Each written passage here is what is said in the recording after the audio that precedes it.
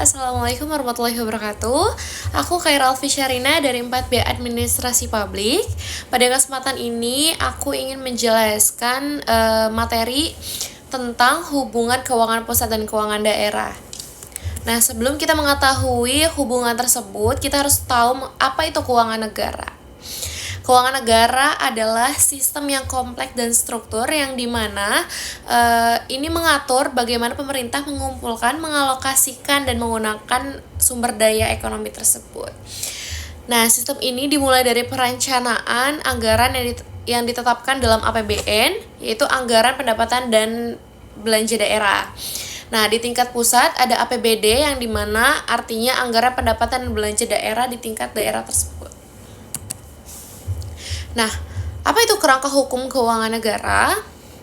Kerangka hukum keuangan negara Indonesia merupakan landasan normatif yang mengatur seluruh proses pengelolaan keuangan negara, mulai dari perencanaan, pelaksanaan, pengawasan hingga pertanggungjawaban.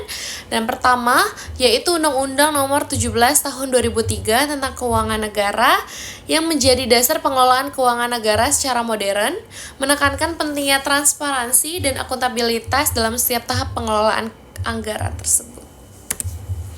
Yang selanjutnya adalah hubungan keuangan pusat dan keuangan daerah.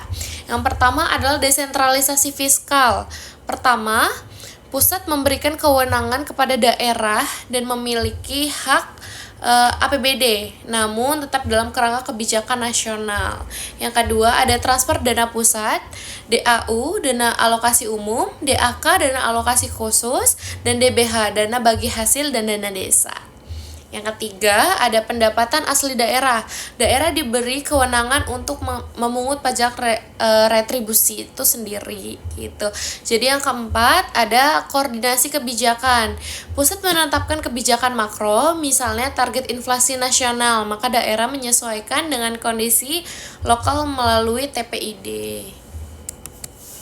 Yang selanjutnya, ada tantangan dalam hubungan keuangan pusat dan keuangan daerah. Yang pertama adalah ketergantungan fiskal daerah. Banyak daerah yang bergantung pada transfer dana pusat karena pendapatan asli daerah yang relatif kecil. Jadi di sebagian daerah masih banyak yang menggunakan ketergantungan itu sendiri karena PAD-nya tuh masih kurang gitu guys. Yang kedua ada keterlambatan dana. Dengan terlambatnya dana yang disalurkan, maka hal ini menghambat pelaksanaan program daerah.